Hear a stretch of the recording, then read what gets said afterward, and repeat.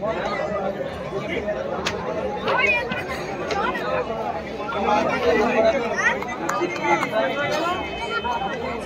Guys বাড়ি থেকে কিন্তু পুরো তাড়াহুড়োর মধ্যেই চলে এসেছিলাম, আর এখন কিন্তু আমি আছি পুরো, এটা হচ্ছে তোমার বালিপুর অরুণদা, ঠিক আছে।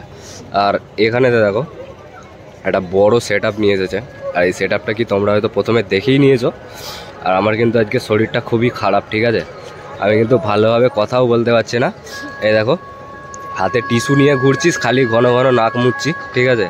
এখন বাজে 7টা, আর এই দেখো এখানে বর্মন মিউজিক কিন্তু এখানে মাল পুরো লাটাতে লেগে গেছে। আর এখানে তো একটু আগেই দেখালাম তোমাদেরকে, এখানে কিন্তু বর্মন মিউজিকের সব ফ্যান্স ভক্তরা কিন্তু এখানে ওয়েট করছে যে বক্সটা কখন রেডি হবে, কখন চলবে। তো আমরাও কিন্তু এই সবেমাত্র এখানে এসেও পৌঁছালাম। তো দেখা যাক বক্সটা কখন চলে, আর মায়ের প্রতিমাটা তোমাদেরকে দেখিয়ে দিই, চলো।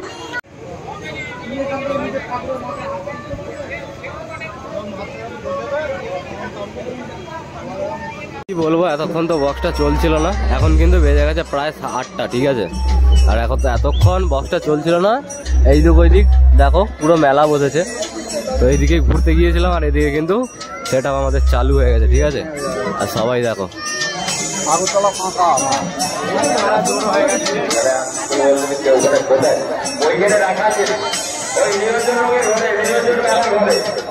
নিরঞ্জন তারার ঘরে টেবিল চেয়ার রাখা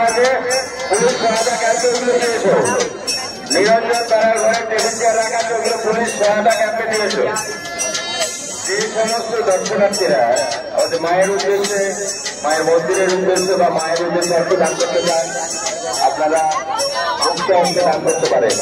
এই দান মহান দান, এই দান কখনো বিফলে যাবে না।